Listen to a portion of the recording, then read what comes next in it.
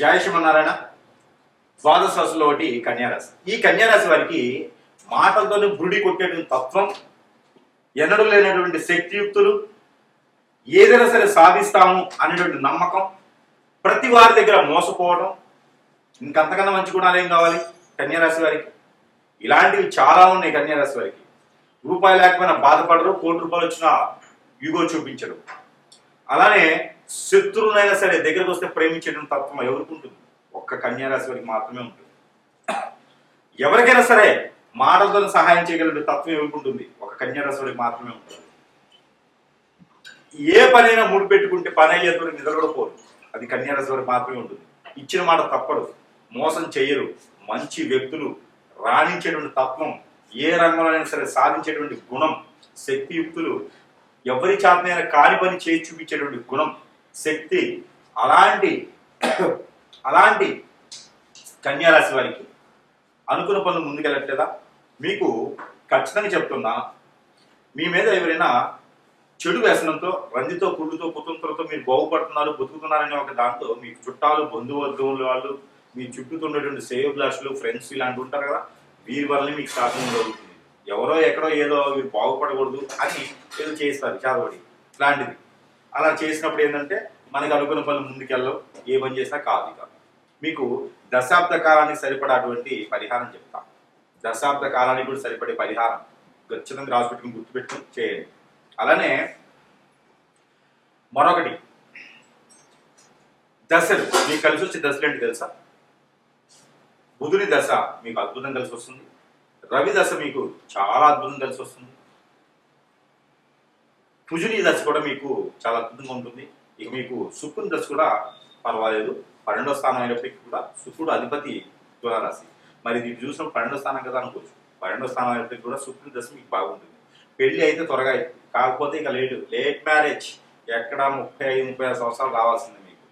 కాబట్టి మీకు ఏం చేయాలంటే, ఆ పరిహారం ఏంటంటే పంచలోహాలతో మీరు నాగ పరిగలు చేయించండి. ఒక దాంట్లో జంట నాగులు, ఒక దాంట్లో ఒకటి లేదా 5 తలకాయలు ఉండాలి. ఇలా జంట నాగులు చేయించి 3 రోజులు నిద్ర చేయాలి. మీ ఇంట్లో 3 నిద్రలు చేయాలి. ఇంట్లో పూజ మందుల్లో పెట్టుకోవచ్చు. దానికి కుంకుమతో, అక్షంతులతో మీరు అర్చన చేసుకోవచ్చు. అక్కడ లక్ష్మీ గవ్వలు కూడా ఉంచండి. ఆ ప్లేట్లో లక్ష్మీ గవ్వలు పెట్టండి. ఈ 3 రోజుల పాటు శాకాహారులుగా ఉండాలి. రెండోది నేలపాటున నిద్రించాలి. మూడోది బ్రహ్మచర్యం పాటించాలి. ఈ 3 చేసుకుంటూ మంగళవారం, బుధవారం, గురువారం ఈ 3 నిద్ర చేసుకుని శుక్రవారం రోజున దానం ఇచ్చేయాలి. ఏదైనా బ్రాహ్మణోత్తములకి లేదా అర్చకుల వారికి. ఈ 2 దొరకట్లేదండి అనుకుంటే కనుక సజ్జలు 1 కిలో పావు, అలానే అంజీరు పండు దొరుకుతాయి మీకు. అంజీరు అంటే మేడి పళ్ళు కానీ అంజీరు పళ్ళు కానీ 1 కిలో చొప్పున తీసుకోండి. ఇది తీసుకొని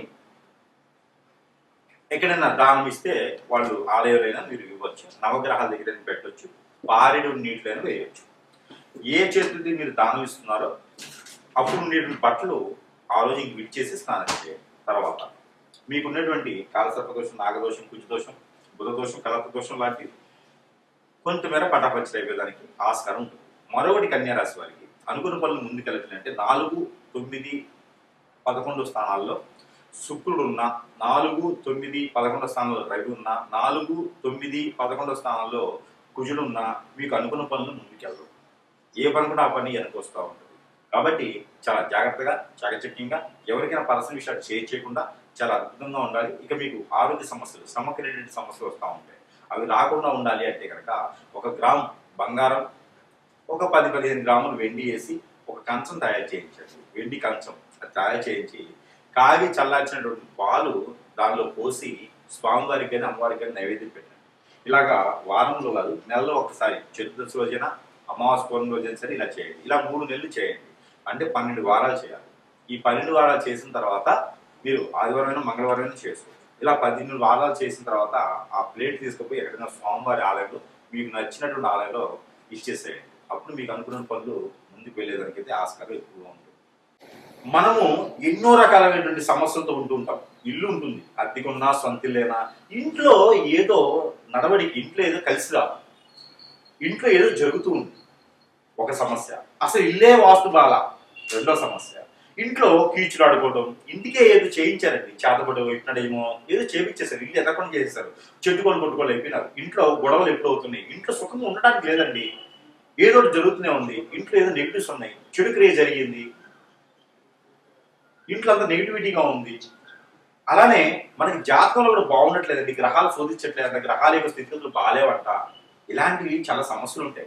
ఏ పనులు కూడా ముందుకు వెళ్ళట్లేదు, ఒంటరైపోతూ ఉంటాం, మనం అంతా చాలా ఒంటరైపోతూ ఉంటాం, అందరూ దూరమైపోతూ ఉంటారు, ఆర్థిక సంబంధించిన ఇబ్బందులు, ఎవరు మనం గుర్తించరు, వీళ్ళు తెలివితేటలు ఉంటాయి, బుద్ధిబలం ఉంటుంది, గుణబలం ఉంటుంది, మంచి వ్యక్తులుగా ఉంటారు, కానీ మిమ్మల్ని రాణించలేరు. మీరు ఎప్పుడు ఎదురు పెట్టి పీకుతూ ఉంటది ఏదో సమస్య. ఇంట్లోనూ పెళ్లి భార్య దూరం అవుతూ ఉంటుంది, భర్త దూరం అవుతూ ఉంటారు, పిల్లలు దూరం అవుతూ ఉంటారు, ఒక సమస్య పోయిందిరా బాబు అనుకుంటే రెండో సమస్య కొనుక్కొచ్చుకుంటా ఉంటారు. ఇక ఇంతే నా జీవితం. కొంతైనా ఉపశమనం కోసం కావాలి కదా మనకి. ఆ ఉపశమనం ఏంటంటే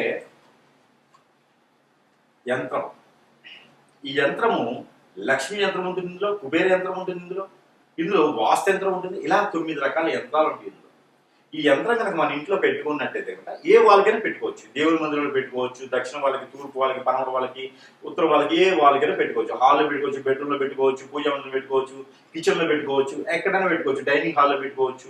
ఇది ఒక యంత్రాన్ని ఇంటి లోపల పక్కన పెట్టుకోవాలి, వాళ్ళు తగిలించుకోవాలి. ఈ యొక్క యంత్రము చాలా వాల్యూబుల్. ఇందులో మనల్ని పూజించి మరీ ఇస్తున్నాం. ఇది మన ప్రేక్షకుల కోసము పూర్తిగా నా తరపు నుంచి ఉచితంగా ఇస్తున్నాను.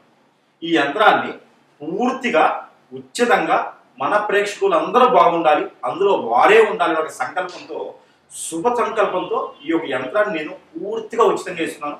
ఎవరికైనా కావాలి అనుకుంటే, మీకు అన్ని రకాల సమస్యలు పోవాలనుకుంటే కంచెమైన ఉపశమనం దొరుకుతుంది. కాబట్టి ఈ యంత్రాన్ని మీరు మన దగ్గర లభ్యపడుతుంది. మీకు మీ వద్దకు చేర్చేటువంటి రుసుములు మాత్రమే నేను తీసుకుంటున్నాను, అంటే దారి ఖర్చులకు మాత్రమే తీసుకుంటున్నాను తప్పితే యంత్రానికి మాత్రం డబ్బులు తీసుకోవట్లేదు, ఉచితంగా ఇస్తున్నాను. ఎవరికైనా కావాలంటే కూడా సంప్రదించండి. ఈ యంత్రంకి ధూప ద్వీప నైవేద్యం పెట్టినా పెట్టకపోయినా పర్వాలేదు, 3 రోజులు పెడితే చాలు. కాబట్టి ఈ యంత్రాన్ని ఎవరికైనా కావాలి అంటే కూడా ఫోన్ కాంటాక్ట్ ద్వారా యంత్రం పంపించడం జరుగుతుంది. కాబట్టి ఎవరికైనా కావాలంటే సంప్రదించండి. జై శ్రీమన్నారాయణ. ద్వాదశ రాశుల్లో ఒకటి మకర రాశి.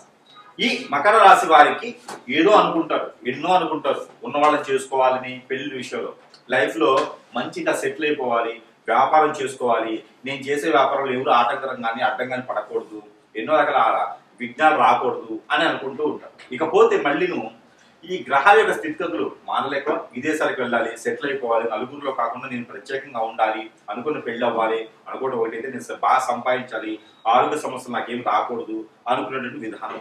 ఇవన్నీ కూడా మనం గ్రహించినట్టయితే కనుక మీరు ఒకటి ఆలోచించుకోవాలి, ఎన్ని రకాల దానాలు, ధర్మాలు, యజ్ఞ, యాగ, హోమ, జపాలు చేస్తున్నప్పటికీ కూడా మనము బయటికి రాలేకపోతున్నాం. ఎక్కడేసి మమ్మల్ని అక్కడే ఉంటుంది, మురికి తాడిగా పెడుతుంది, ఇల్లు మార్చలేకపోతున్నాం, ఇల్లు కూడా మారలేకపోతున్నాము, ఆర్థికంగా ₹1,00,000 సంపాదించిన సరిపోవట్లేదు, అసలు జాబే లేదు, జాబ్ లో గ్రోత్ లేదు, నాకన్నా వెనక వచ్చిన కోట్లు సంపాదిస్తున్నాను, నేనే అక్కడే ఉంటూ ఉన్నాను, అసలు ఏంటి నా పరిస్థితి, నా గ్రహాల స్థితిగతులు బాగాలేవా అంటే చెప్పలేము.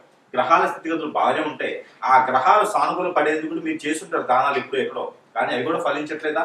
₹1,00,000 ఖర్చు పెట్టి హోమం చేశారా, యజ్ఞం చేశారా, అవి కూడా పటామంచలు అయిపోతున్నాయా? ఏం ఉపయోగం ఉండట్లా. కాబట్టి మీరు ఏం చేయాలంటే పంచలోహాలు ఉంటాయి. పంచలోహాలు అంటే రాగి, వెండి, ఇత్తడి, ఇనుము, బంగారం, ఇలాగా పంచలోహాలు ఉంటాయి. ఈ పంచలోహాలతో చేసినటువంటి ఏదైనా విగ్రహారాధన, అంటే వినాయక స్వామి వారి యొక్క విగ్రహారాధన, అలానే కుమారస్వామి, సుబ్రహ్మణ్య స్వామి వారి యొక్క విగ్రహారాధన, ఏదైనా బొటనవేలు హైట్ లో ఉండేటువంటి పార్వతి అమ్మవారు కానీ, శివ భగవాన్ కానీ, ఏదైనా సరే పంచలోహాలతో చేయించినటువంటి విగ్రహం కావాలి. అది ప్రతినిత్యం కూడా ఇంట్లో పెట్టుకొని దానికి అభిషేకం చేసుకుంటూ ఉండాలి. అభిషేకం చేసుకొని గంధము బొట్టు పెట్టుకోండి, అలానే కుంకుమ బొట్టు పెట్టుకున్నట్లయితే కనుక ఈ యొక్క మకర రాశి వారికి అష్టైశ్వర్య ప్రాప్తి కలుగుతుంది. దానితో పాటు మీరు అనుకున్నటువంటి కార్యక్రమాలు ముందుకు వెళ్ళేలాగను, దానితో పాటు డబ్బు, ఆదాయ వనరులు వచ్చేలాగా కనబడుతుంది. కాబట్టి ఆ పరిహారం చేసుకోవాలి. మరొకటి, గురి గింజలు ఒక 5 తీసుకొని, ఏ కలర్లో ఉన్నటువంటి గురి గింజలైనా పర్వాలేదు, అవి 5 కూడా ఈ యొక్క విగ్రహం వద్ద పెట్టండి. అలానే తులసి ఆకు ఎప్పుడు కూడా విగ్రహం వద్ద పెట్టండి. అలానే మీకు ఈ రెండింటితో పాటు పసుపు కొమ్ములు, జాజికాయ అవి ఒకటే పెట్టండి. ఇలాచీలు 2 కూడా ఆ దేవుని ముందులో పెట్టేసి పూజించండి. ఈ పూజించడం ద్వారా మీకు అష్టైశ్వర్య ప్రాప్తి కలగడంతో కాకుండా మీకు మీద చేయించినటువంటి చెడు క్రియలన్నీ కూడా ఇలా పటాపంచలైపోతాయి. దీంతో పాటు ఎప్పుడైనా ఒకసారి శనగ గుగ్గిళ్ళు కానీ, బఠానీ గుగ్గిళ్ళు కానీ, పెసర గుగ్గిళ్ళు కానీ ఇవన్నీ కూడా మీరు పల్లీలైనా సరే ఉడకబెట్టేసి ఏదైనా విష్ణు ఆలయంలో కనుక మీరు సమర్పించుకోవాలి నైవేద్యంగా. ఆ నైవేద్యాన్ని ఎంతో మంది ప్రసాద రూపంగా సమర్పించుకోవచ్చు. ఈ యొక్క పరిహారం మీకు దశాబ్ద కాలం ఉంటుంది కాబట్టి ఇలాంటి చిన్న చిన్న పరిహారాలు చేసుకుని అదృష్టవంతులు అవ్వచ్చు. అలానే మీ మీద ఏదన్నా చెడు క్రియ జరిగిందా, హిప్నాటిజం, బ్లాక్ మ్యాజిక్, వశీకరణ, భాగముఖి, భానుమతి, యక్షిని, ధూమవతి, రూపవతి ఇలాంటివి కాకుండా స్పిరిట్ లాంటి ముందు పెట్టడానికి జరిగి వాటి వల్ల మీరు ఏం చేసినా ముందుకు వెళ్ళలేకుండా ఇబ్బంది పడుతూ ఉన్నారా?